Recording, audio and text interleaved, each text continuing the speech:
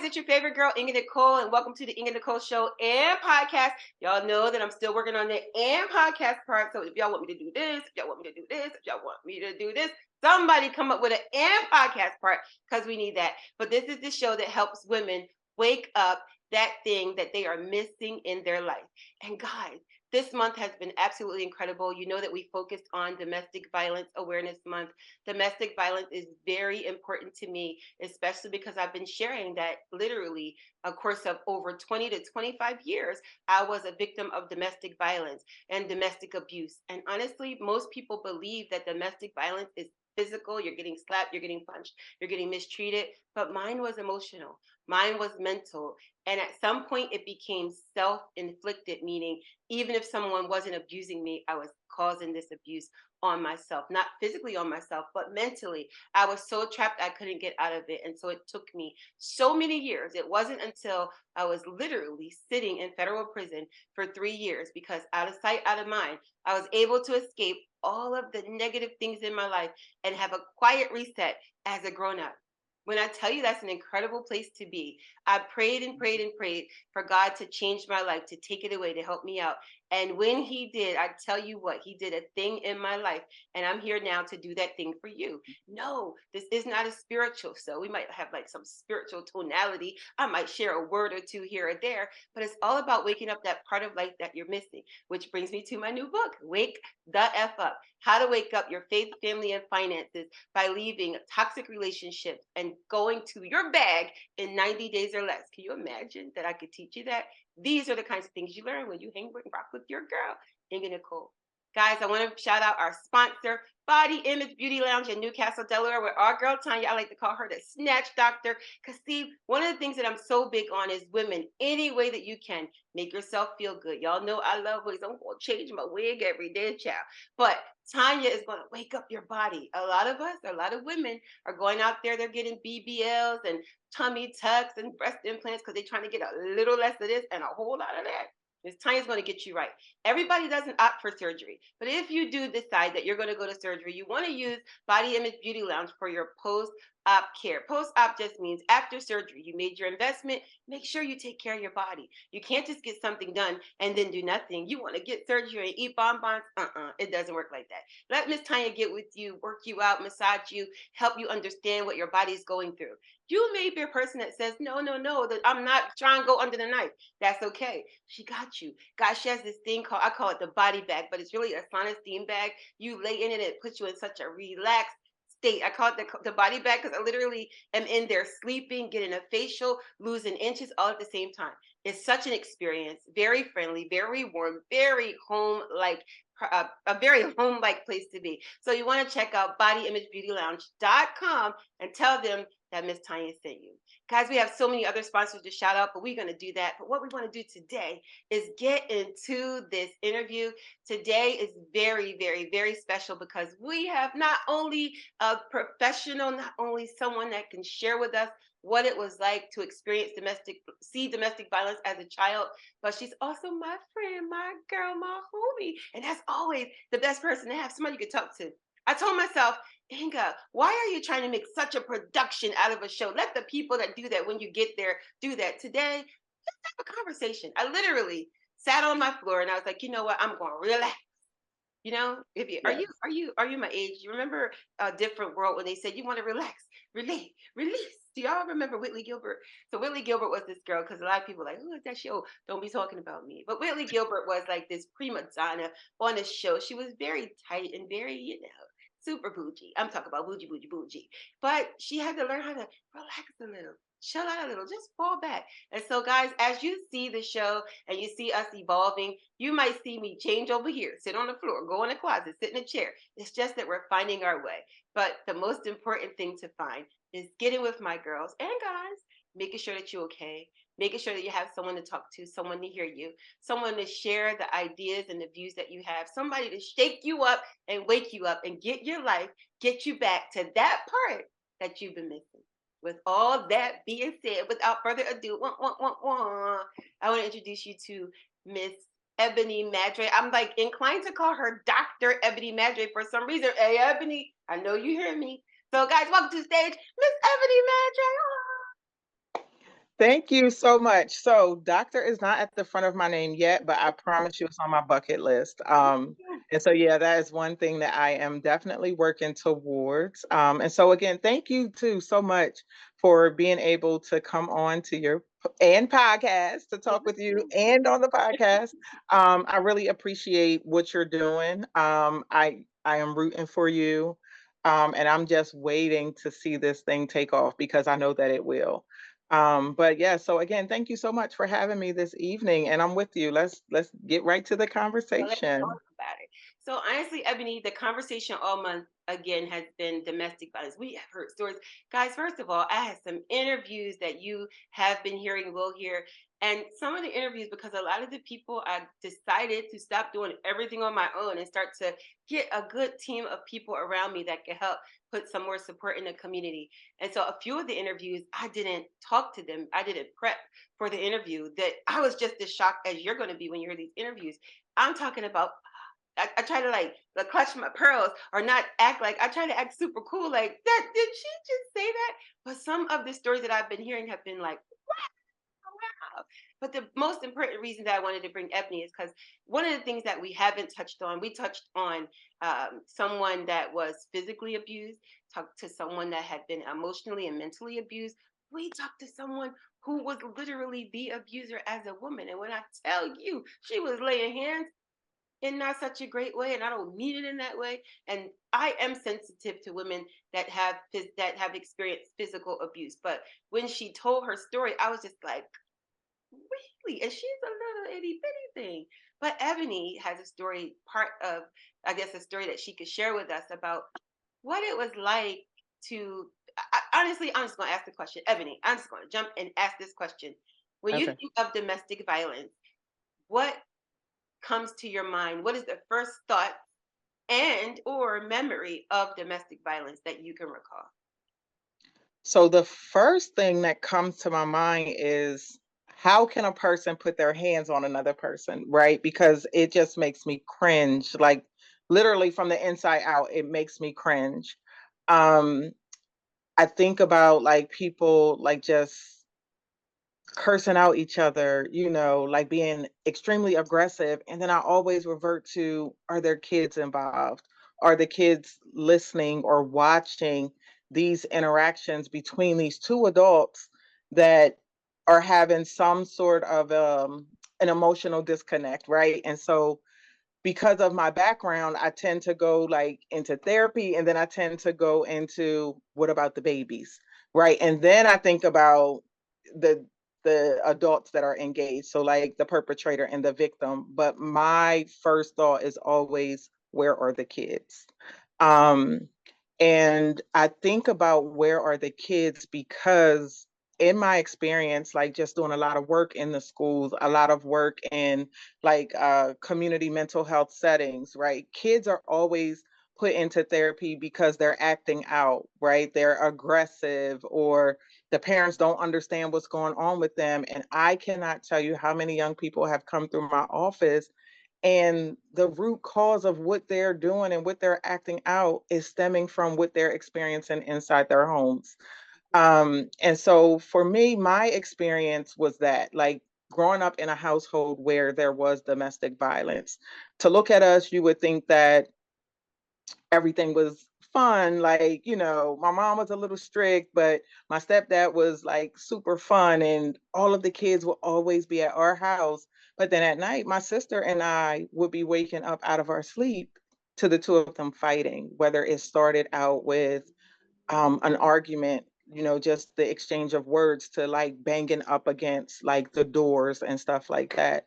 Um, and I just can remember like always being startled out of my sleep, which is never a good space for any child. But then having to get up the next day and go to school, like everything, like we weren't up all night. And then to show up in school, to be expected to perform and to do our best. And as a kid, I always rocked out in the classroom, but I was a hot mess in the hallway, right? Like, and I was explosive. I was mouthy, like you couldn't just say anything to me. So I learned those coping mechanisms of protecting myself from everything and everybody. And so I would lash out a lot. I would kind of lose myself in my schoolwork. So I always excelled as far as my grades. And then it was just like this cycle, I can remember like on Friday nights, right? My sister and I would know like, oh, stuff, tonight is payday and he's hanging out. So we knew what to expect come Friday night.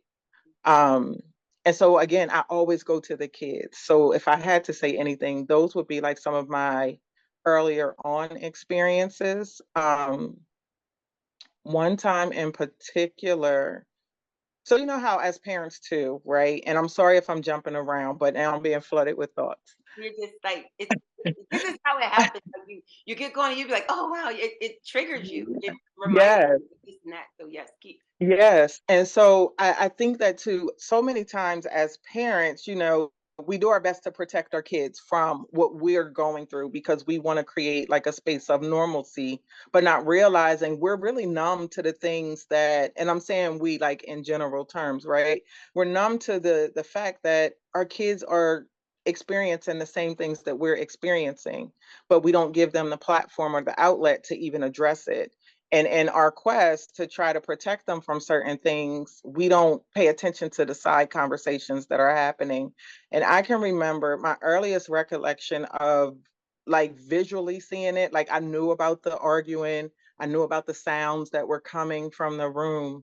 Um, was we lived in the city, and my stepdad had got drunk, and my mom said something to him, and he literally had my mom pinned down on the ground in front of their friends, right? Our friends were outside, and a lot of people probably don't even remember that this incident happened, but I can remember it like it was yesterday. I can tell you who was standing where and in what position. And I thought to myself, like, nobody's going to interject to say, yo, this is not okay, to try to split them up. And what probably was a good 5 minutes seemed like forever, like to have to stand there and to watch it, crying and screaming. And, you know, my mom trying to keep her composure and keep stuff together, but he was just like gone. Like, you know how they have the look, right, in their eyes. So something had changed. And so that's my earliest memory of that. And I can remember saying to myself, like, if he does something like that again, then I'm gonna jump in it, right? The first time it was like just Talking. being frozen. Mm-hmm. Another weekend comes. Now this time they're inside the house fighting. And my sister and I had to be about maybe 8 and 9 at the time. And we jumped my stepfather. Like, so can you imagine two little girls jumping this guy who is fighting on your mother? And I don't want to paint a picture like he was a horrible person, because most abusers are not horrible people, right? It's that one part of them that they absolutely have no control over. And I loved my stepfather. I loved him to no end. And there are times where I wonder, and we've never really talked about it, but I wonder, and I kind of had this epiphany knowing that I would be speaking to you soon. So different things have been coming up. And I often wonder if there's any amount of resentment that my mother may have towards me, because the one time that she had enough strength to kind of put him out and to say, I can't do this, I cried for him, right? I cried. I remember her dropping him off, and he wanted to go to my grandmother's house, not even to his parents, right? And he sat in front of my grandmother's house. We pull off, and I can see the tears kind of coming down his face because he knew that that was the end. My mom, being a strong woman that she is, pulled away, drove off. We were not even out of the development. She looked back and saw me crying in the back, and she asked me what was wrong, and I told her that I didn't want him to leave. I was thinking as a kid, where's he going to go if he's not with us? Right? And she made a U-turn, Nykole. She went back and got this man. And now as an adult and in retrospect, I feel like it kind of upped the ante. Now he had leverage, like, Backup from you the guys. kids, yeah, I have backup. Like, they love me, and I love you, but when I lose control, I give myself permission to then put my hands on you, to be verbally abusive, to be, you know what I mean, to be all of these things that I know, speaking of him, like I know that you don't deserve. But then, because the child was upset, Mhm. she kind of sacrificed herself, I would say. And so that came up for me, knowing that I would be speaking to you. And it is something that I'm very vocal about my experiences with my mom. So we do talk openly. And I am going to discuss that with her. And I can follow up with you after I talk to her about that. But I really wondered if there was any amount of resentment that she had towards me, because I also was a child that I feel like she lashed out at the most, right? I always was in trouble. I was always punished. And so, yeah. Do you think do you, if you could think about it now, do you feel like, were you always the child she lashed out, or did she begin to lash out after he came back? When you think about Um, no, honestly, I was really trying to connect the dots, and I feel like I had no real wiggle room. it. You Hmm. know what I mean? Like Yes. I was always the one. Like I got popped all the time. Like, and I mean I'm mouthy, like naturally. I'm a mouthy We kid. I was know. a mouthy kid. Right. And so we know that some character traits don't go away, right? And it's one of those things where you're like, she has a lot to say and a lot of mouth, and it'll benefit her later, but right now is not the time. Right. And so while that type of stuff was happening, I would say, yeah, I feel like I didn't really have a whole lot of rope to, you know, even make mistakes, for lack of a better term, Uh-huh. because it was like no matter what. And I do wonder if there was a connection, Yeah. because he wouldn't have been there. Like the marriage would not have continued had she not turned around at my request. Yeah, that's why I asked you. Do you remember if it was were you the most paid attention to, we'll say, before he came back or not? And you said that you were going to soon talk to her. Have you guys ever talked about it before? We have talked about the abuse. We've talked about the abuse, and I will say, again, naturally, I'm a little more vocal than my mom. She can be vocal when she has to like stand up for someone, or if she's in protector mode of her children, right? But when it comes to like really going inward and talking about the experiences, I honestly I don't think that she's ready.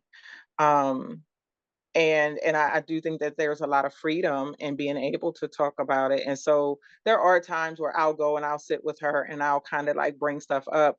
But because of my background and my profession, what I get a lot is, I'm not one of your clients, like don't try to do that therapy on me, and I Yeah. don't need and so it's like I try to create like a really healthy boundary and being able to have those hard discussions, Mhm. because I think that that's what we're missing in so many situations, is just being able to have the hard conversation so that you can naturally move through them. I'm glad you said that because I didn't.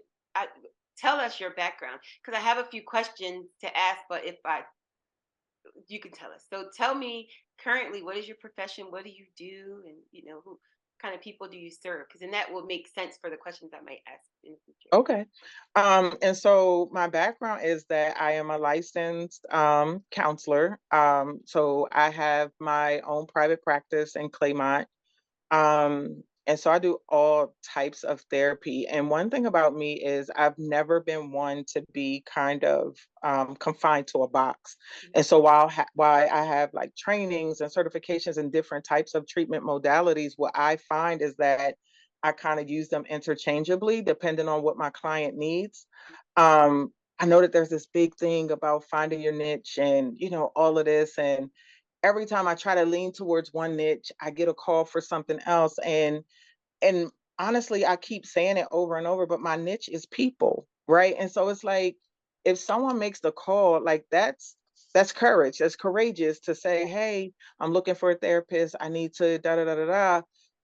I don't want to turn people away. And then I also find that it kind of keeps me on my toes when I can constantly pivot Mhm. throughout the day. And so I see people with the need to kind of work through trauma. And if I had to put myself in a box, I would say doing trauma work is my thing.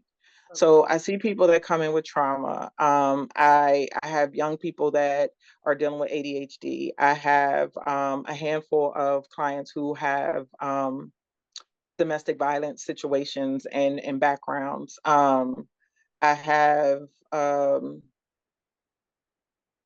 grief, you know, separation and loss. And so I work with people from all walks of life. Right now, my current caseload, my youngest client is now four, and the oldest one is 64. I believe she's 64. No, no, no. I just got a new one. She is 74. Wow. So my oldest client right now is 74. And again, I think that any person that's ready to do the work, I'm Yes. like, let's do the work, you Mhm. know. And so yeah, that's pretty much it in a nutshell. I don't think that people realize how important when you say you have your youngest client is 4 and your oldest is in their 70s. That's incredible because people, I don't know that many of us realize how early trauma begins in your life and how long Hmm. you hold on to it in your life. That's an Hmm. incredible span. As you were talking, you literally became the resident therapist for the Inga Nicole Show and podcast. I was like, Ebony is the Inga Nicole Show, Dr. Phil. Let's go. Let's literally Let's let's go. go. Let's go. Let's go. So we need you because even when you're talking about that, you talk to your mom. You're going to talk to your mother. As you begin to talk to her, Hmm. that's a conversation not just for domestic violence, but so many of us need to talk to our parents about something. For myself, Hmm. I had a lot of childhood physical abuse from my mother, child abuse, Hmm. whatever you want to call it. And there's been times where I tiptoe to ask. There's times where I was molested as a young girl.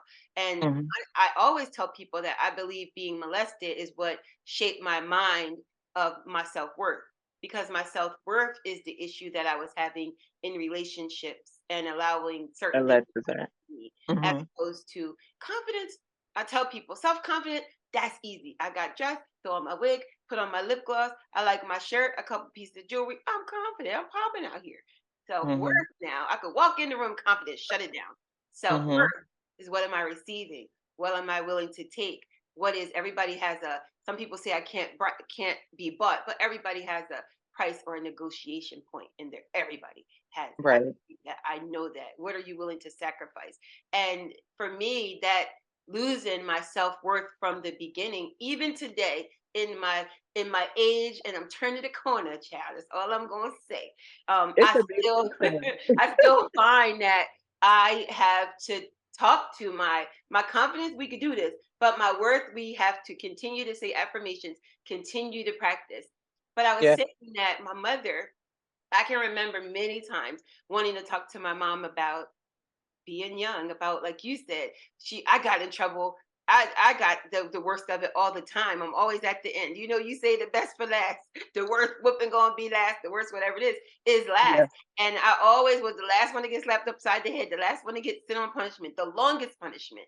And when I do Hmm. try to talk to her, I was kind of person that I never got our relationship. I never could get the conversation going enough because she'll shut it down quickly.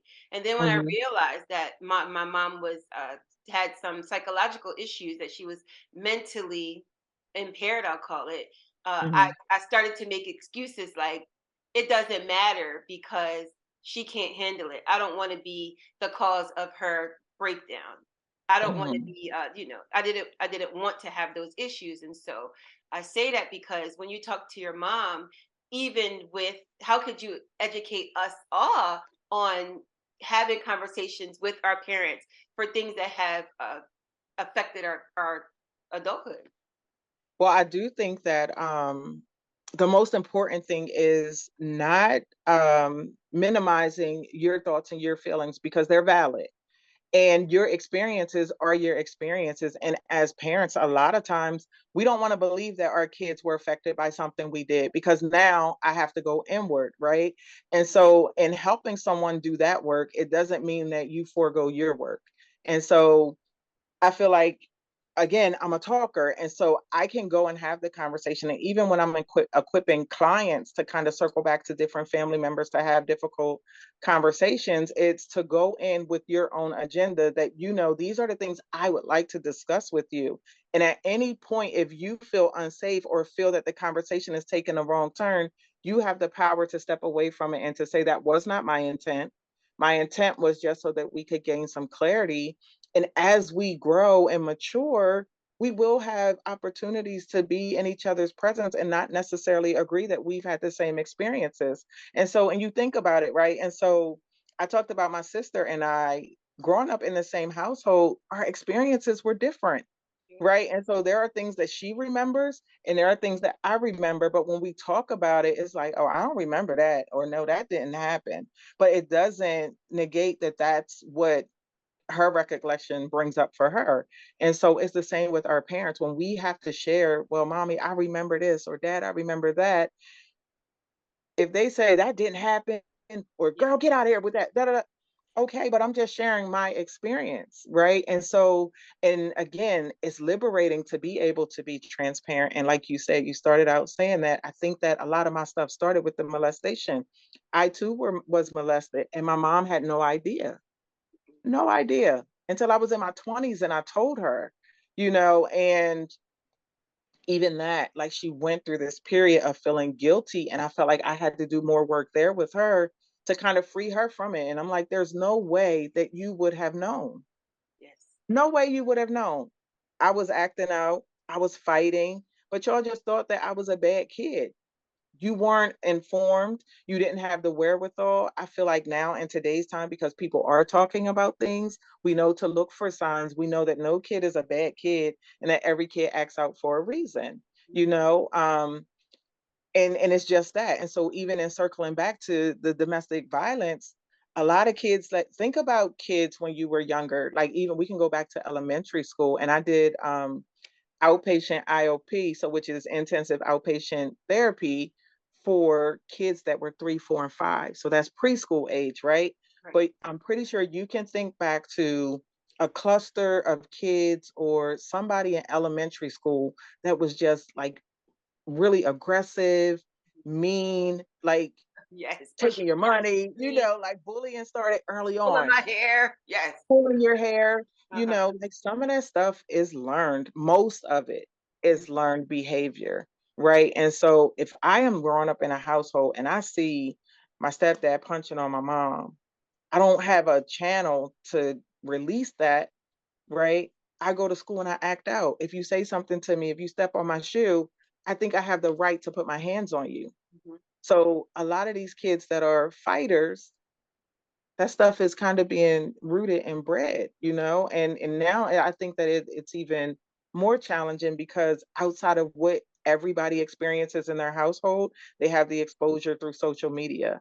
Yes.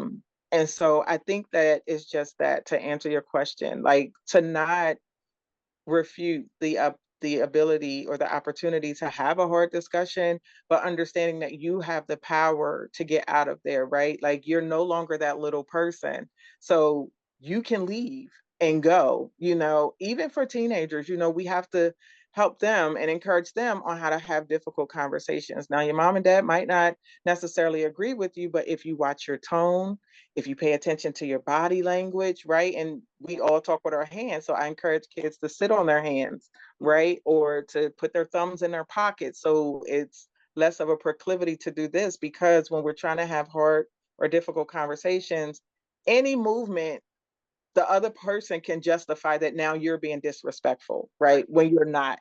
You're Yes. being expressive. And I think that it's just that, and really just educating people on how to still be able to get their points across, and understanding that getting upset is a natural reaction to anything where you're being called out on it. And so just to still move forward and having a discussion, but realizing that you have the power to kind of create your path to leave. Ah, well, this is good. I love it. I'm loving it. I told you you are the resident therapist, Ebony. So what we're going to do, I appreciate you saying that. And what we're going to do now, we're going to take a quick break, and then we're going to come back with the sound off. They say, you say what? question of the day, because it's not just about what I say, what Ebony has to say, but what do you have to say? We're going to ask Ebony our question of the day, find out more about how you can get in touch with her, what resources she has available to us, not just for domestic abuse, but also for any kind of issue in your life where you could use a therapy session. Because let me tell you something I learned. Everybody, every now and then, maybe more frequently than others, could use a Yes. self-check, head check. So we'll be right Mhm. back with the sound off. They say, you say what? Question of the day.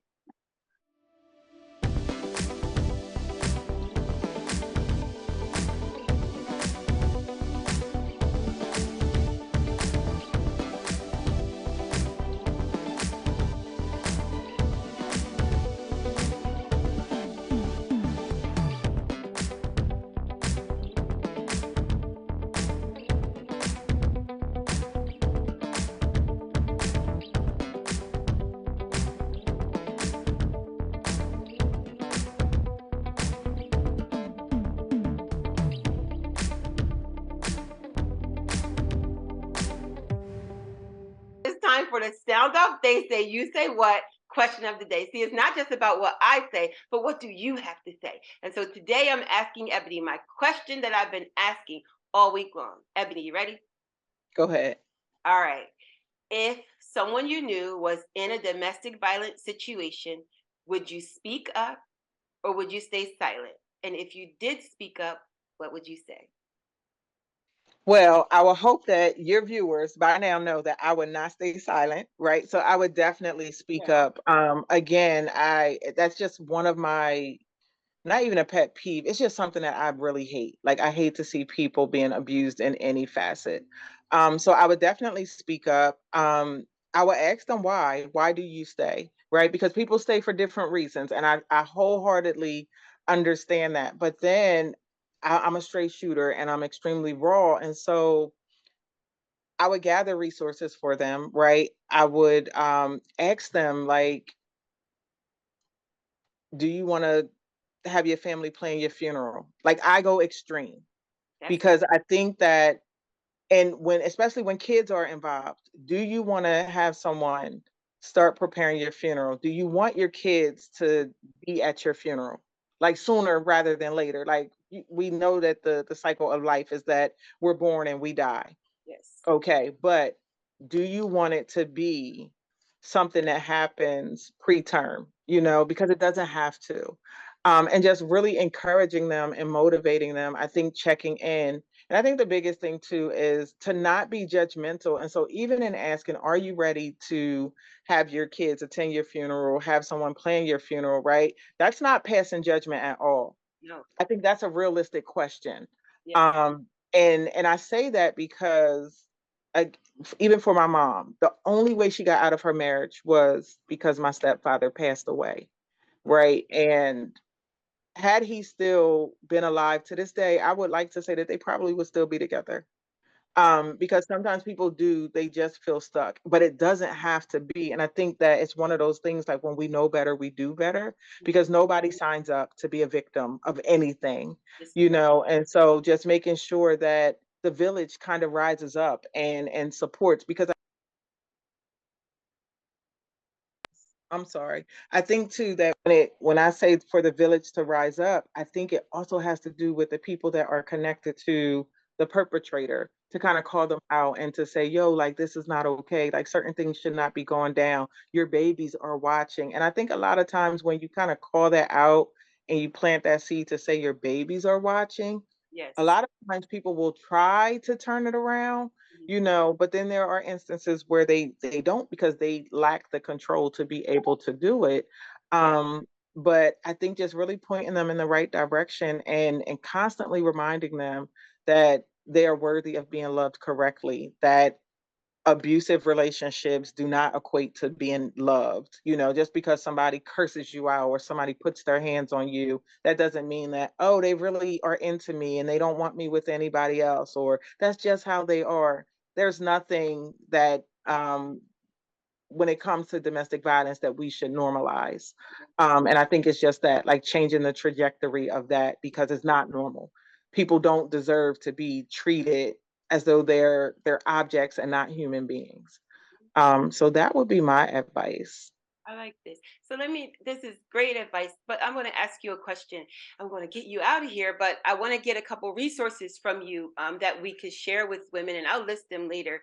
But Okay. one of the questions that I do want to ask you, and this will be the last question, is tell me, as a woman, that because we all know, guys, if you don't know Ebony, you get to know her. Guys, make sure you do follow her, and she'll share her social media later. But tell me some non-negotiables for you in relationships that keep you from being on the side of any kind of abuse, mistreatment. And I know that everybody gets into situations we disagree, agree to disagree, don't agree at Mhm. all. But non-negotiables, when you see things are not going in a way that is acceptable to you, a boundary. How about boundaries that we Boundaries, give yes. to someone? I would say because of my upbringing, one thing I always purpose that when I became a parent, I never wanted my kids to be in an environment that was toxic, right? And so I don't tolerate like constant arguing. Like there's no reason why I should be arguing with my spouse every single day. Right now, we know that arguing is a natural part of any relationship. There are times where we will disagree, but if I'm getting off work, you're getting off work, we're arguing all day, all night, and the kids are watching, that's a no no for me, right? So the constant arguing, yelling. I do not like for men to yell at me, to raise their voice at me, because I feel like um and it's crazy, but I'm a visual person, and so when people yell or like that thunder in a man's voice, like it's different, Yes. and it causes you to like your insides crumble, right? And so in order to get people to understand the feeling that I am trying to describe, I think back to being in preschool. And then I was a Head Start teacher for a while too, right? And so I think about when kids are in the building block area and they build up their tower and they're so proud of it, and somebody comes and knocks it over. Think about the sound that that makes and the effect, right? And so I always equate that to the internal feeling of when someone is just like yelling at you. I can't tolerate that. Like that's a huge trigger for me. And I know where it stems from, right? What else? The play fighting. I don't play fight. Don't act like you're enraged or you want to put your hands on me and then say, "Oh, but I was just joking." It Mhm. would be a one and Jump done to for me. turn it into. Yeah, it would be a one and done. Like, even if, yeah, if we're having this exchange and you go to jump at me or you go to act like you want to draw back and hit me, I I will act like I never met you. I never knew you, and I will shut it down. And that could be a really, as I'm saying it out loud to you, that could be maybe that's something I need to work on, right? Because I don't bend with that at all, and sometimes it can come off as like being super like just strict about those boundaries. But I think too, as women and as men who may even find themselves in situations, it's hard to really respect the boundaries that you put in place, and for whoever you're dealing with to respect those boundaries as well, because I'm real big on communication.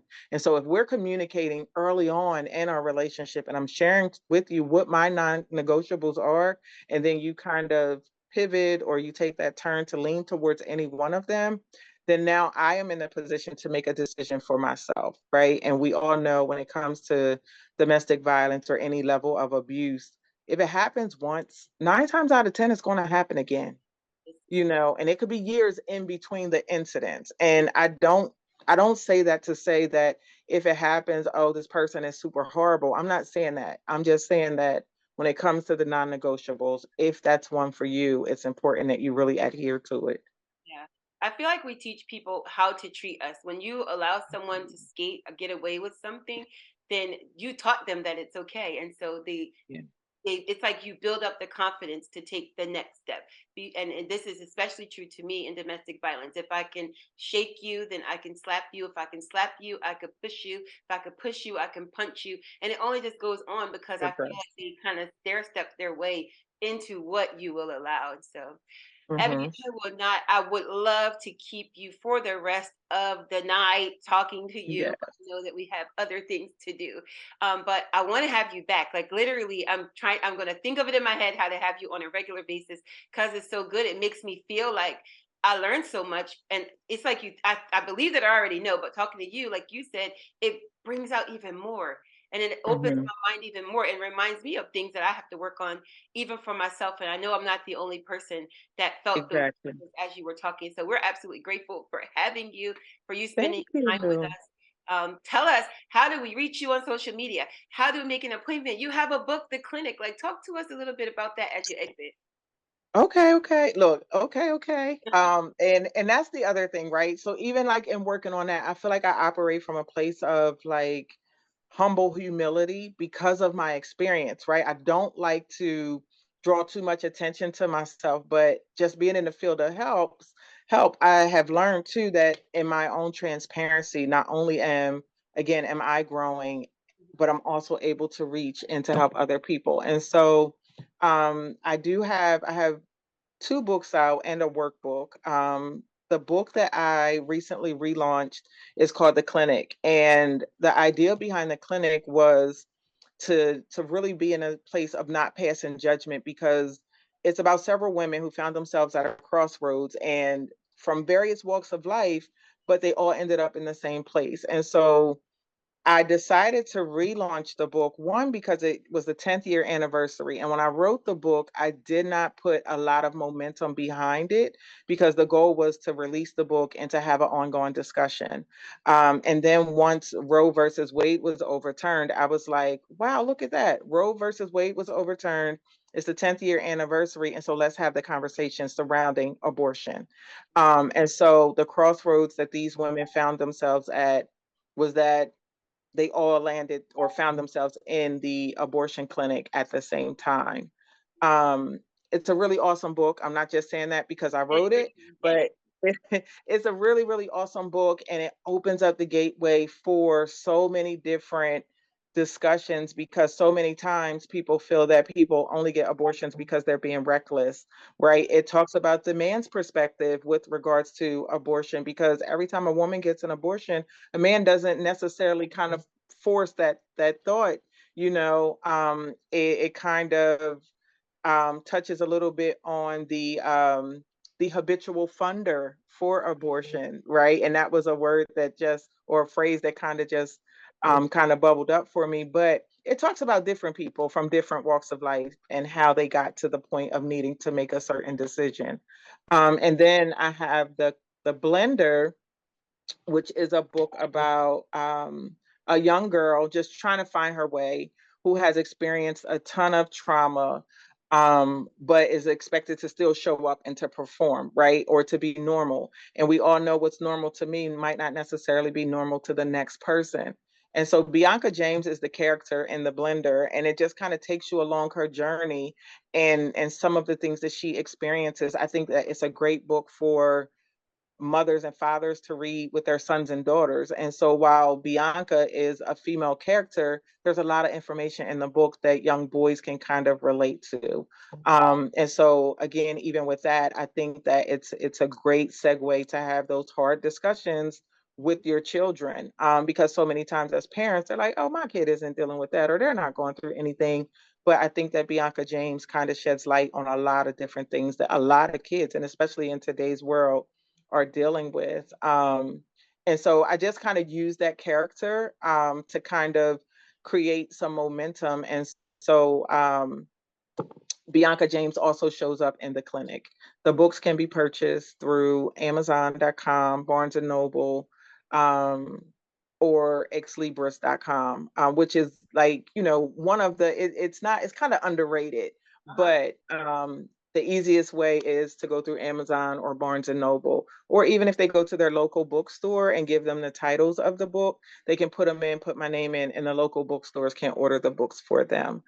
Um, Click the link below. You guys can click the link that you see and get this book ordered today. I know I'm going to order the copy of one of them for sure. I have one yeah. together, so it's exciting. Well, thank you. And I do think that again, they make for really great discussion topics. And they're eye-opening, you know. I think we live in a time where again the hard conversations are definitely needed. But again, so my office is located inside of the Claymont Community Center, which I selected that spot, one, because it's like a local landmark, and I have a huge following from Pennsylvania, right? And so I wanted to be in a location that was easy for both my Delaware folks and my PA folks to kind of be able to find me. Because when I left Pennsylvania, a lot of my clients will follow me, right? And they would say, "Well, Emily, when are you going to open up your practice?" Lo and behold, I opened up my practice and now they have access to me. But so people can go to patchworkhumanservices.com. If they're interested in therapy, they can, submit a request through that link. Or I'm on Instagram under Patchwork Human Services and also on Facebook under Patchwork. Um, I have a lot of content under Director Madre. I just need to kind of flood stuff over to the one page because right now on social media, with regards to what I do as far as therapy and everything, I kind of talk interchangeably between the two pages. Um, the number to the office is 302-501-6641. I will say that currently, right now, my schedule is super duper tight, but I may have some wiggle room.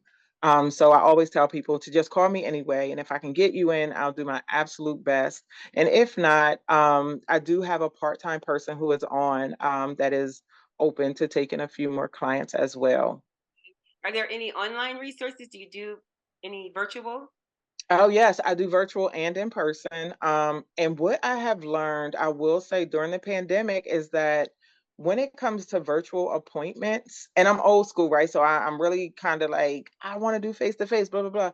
But the virtual affords people the opportunity to be able to log in on a lunch break or to step away for an hour without taking 3 hours for an appointment because now it eliminates the travel to and from time. A lot of the schools that some of my teenagers and even my elementary school kids attend will create space in the school for the kids to be able to log in to have their session while they're in school. So again, it takes away, the responsibility of the parent having to take time away from the work and the kid losing so much time with regards to the travel to and from time. So virtual, I mean, it's working and it's conducive to the needs of the people. So I've learned to love it. Hey, well, thank you, Ebony. Thank you so. When I tell you, I'm just sending virtual hugs and big hugs and all that good stuff. I appreciate you being here. I'm excited for all your success. I know you got so much more to come because your brain, your favorite word tonight was pivot, and I know that you're going to continue to do what you have to do. But it all goes together. They'll say, Yes, "Oh, you're doing too much." How can you do too much when it all goes together? We help people, so we appreciate absolutely. you. We're excited. I cannot wait to have you back. Again, you already know we got a plan. We got a resident Yes. therapist. We are claiming it, guys. So, Ebony, Yes. as you sign off, you can just click yourself right on off and get on to the rest of your day. We appreciate you so much, guys. Guys, make sure All you're right. following us. Follow Ebony. All of her links will be right here. You can click on them as you're watching as we go continue on. But we are so grateful to have you for watching us today. And Thank so, you so much for yeah, your time. no, thank you, Ebony. Thank you. Absolutely. Okay. See you later. You say powerful? Like, what better way to end Domestic Violence Awareness Month on the last day, but with some help for your head? So, you know that the craze right now is self craze, and they talk about mental self craze, self care, and they talk about mental health and taking care of yourself. Self care is a big deal. It always has been, but I think now people are starting to take advantage of it, starting to do more things to take care of themselves. And so, I urge you, if you are local in the Pennsylvania area, the Delaware area, Maryland, Jersey, however close or far away you are, either take her on virtually or go into her office, guys. You definitely want to make sure if you can't get to Ebony, then make sure that you get to someone in your area to take care of you. It is something strong when you can start to process through the things that are holding you back in your life. That is what this show is all about, waking up that part of life that you have been missing, or that part of life that you have been stuffing, right? Make sure you follow all the resources that we have. Guys, listen, I have to say this. If you are finding yourself in a domestic violence, a domestic abuse situation, and you need help right now because you're in imminent danger, you want to dial 911. If not, I want you to reach out to the National Domestic Violence Awareness Hotline. All right, the number's right here. Make sure you give them a call. They have all kinds of resources, help, grants for housing and food and clothing and anything that you need. I don't know everybody's situation, but they have something for everyone. I know I used them so many times before, even if it was just for someone to talk me through finally getting myself free of domestic violence. We definitely want to give a shout out to our sponsors, guys. If you got a cash for car, a junk car, a car in your yard, your wife said get rid of it, your boo bear, your mama said get it out her driveway, then you want to call cashforcarsasap.com. Hit them up on the internet, cashforcarsasap.com. Get you an instant offer right away. Or you can call 302-442-5444. All you have to do is text them your year, make, model, and you're going to get an offer right away. Another sponsor, guys, is Tanya's Paint Explosion. Woo! Let me tell you, it is time to step up your party. As holidays coming up, there's Christmas, New Year's, Thanksgiving, all the other things that people celebrate, or just a good old time with family. Tanya's Paint Explosion can turn your party into an event. So you just want to make sure you go on there and give her a shout out. Find her on Facebook. Her information is here. Guys, step up your party. Put a little twist, a little paint and twist, paint and sip. Do something different for your parties. We definitely got to shout out Urban Luxury, which is my Boo Bear and I's company for staycations, Airbnbs, furnished rentals, corporate extended stays, luxury in an urban kind of way. Guys, we got beachfront properties. Like literally, I saw dolphins today, like in the water, dolphins right out the front door. Guys, we got an urban property in the city in Wilmington. We got properties coming to you in Florida, in North Carolina, all over the globe. We plan to have property in every 50 state where you can staycation and have yourself a good old time. Am I forgetting anyone? I can't think if I do. But guys, let me tell you, make sure that you're following the Inga Nykole show and podcast. Guys, just follow us all around. Stay connected. Here's the information. Just stay connected with me. Oh, yeah, and my book. Don't forget about the Wake the F Up book. I was about to say something else. Wake the F Up. How to boss up and leave toxic relationships in 90 days or less by bossing up your faith, family, finances, and more. Going from toxic to abundance. I said a whole lot. Get yourself together in 90 days or less from somebody who has done it more than enough times. Get that book, Wake the F Up. And then Domestic Violence Awareness Month, you know, my first book, I Am Not My Invisible Abuse. There's no more hiding. Make sure we're sharing. Make sure you're telling. Make sure you are getting the word out about your story. And I don't mean to say it in a way where it's like a flyer, but don't be silent. Domestic violence is a choice. And when I say that, I mean it in this way. I'm not saying that it is your fault what happens to you. I am saying that it is our choice. It is our choice what we do about it. Are you going to stay or are you going to go? We have so many reasons. That's a whole different kind of conversation. But do something about it. Make the choice to save your life. You are not alone. You're not the only one that has gone through this. You will not be the last, but you do have help and support. So use every resource that you can think of. As you get your courage up, one step at a time, get your plan together. Again, a whole nother conversation, but you're not alone. Make a choice for yourself. Guys, thank you for checking me out again today, the Inga Nykole Show and podcast, where we help you wake up that part of your life that you have been missing. See ya.